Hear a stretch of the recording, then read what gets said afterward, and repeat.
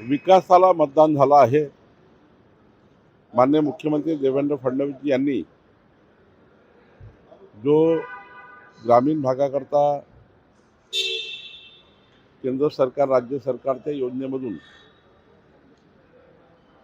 जो विकास होऊ शकतो याबद्दलचा विश्वास आम्ही जनतेमध्ये मांडला. डबल इंजिन सरकारच्या माध्यमातूनच ग्रामीण भागाचं इन्फ्रास्ट्रक्चर बदलू शकतं. जिल्हा परिषदमध्ये ज्या 48 विभागाच्या माध्यमातून योजना येतात आणि DPCच्या माध्यमातून मोठ्या प्रमाणावर जिल्हा परिषदेच्या विकासाला मदत होतं. त्यामुळं साधारण जनतेने विकासाला मतदान केलं आहे आणि म्हणून महाराष्ट्रामध्ये भारतीय जनता पार्टी महायुती ही प्रचंड मोठ्या मताधिक्याने निवडून आली आहे. आमचे अध्यक्ष रवींद्र चव्हाणजी यांच्या मार्गदर्शनाखाली देवेंद्र फडणवीस यांच्या नेतृत्वामध्ये आम्ही या निवडणुका लढल्या.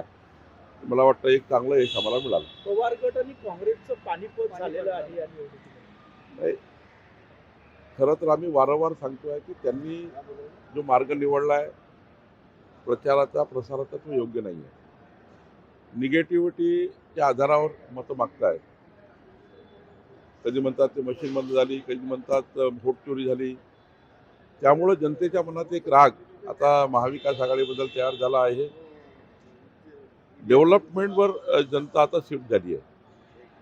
जो पक्ष जो सरकार डेव्हलपमेंट करेल त्यांच्या बाजूने आता मतदान होत आहे आणि त्यामुळं काँग्रेसनी आणि महाविकास आघाडीच्या नेत्यांनी आत्मपरीक्षण केलं पाहिजे. जसं आम्ही निवडणूक जर पराभव झाला तर आत्मपरीक्षण करतो आणि कामाला लागतो. आमची संघटना आमची 1,51,00,000 सदस्यता असलेली भाजपा, 1,00,000च्या वर सक्रिय सदस्य असलेले आमचे कार्यकर्ते हे ज्या पद्धतीने निवडणुकीला कामाला लागतात हा फॉर्म्युला मात्र काँग्रेसकडे नाही.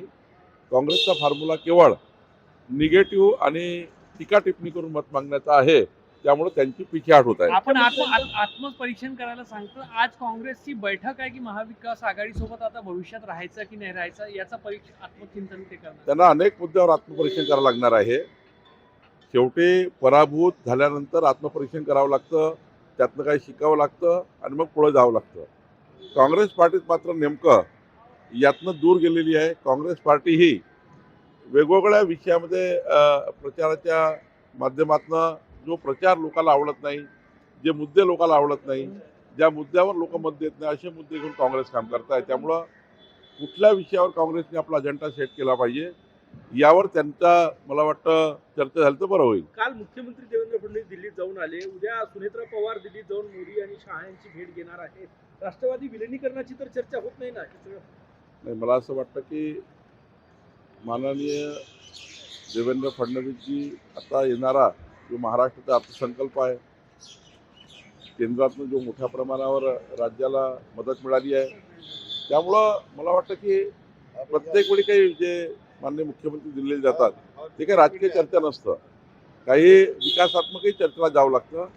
आणि सुनेत्रा पवार जे उपमुख्यमंत्री झाल्यानंतर त्यानंतर मोदीजींना आणि माननीय अमित भाईंना निश्चित त्या ठिकाणी उपमुख्यमंत्री झाल्यानंतर त्या सदिच्छा भेट वगैरे घेणार असतील.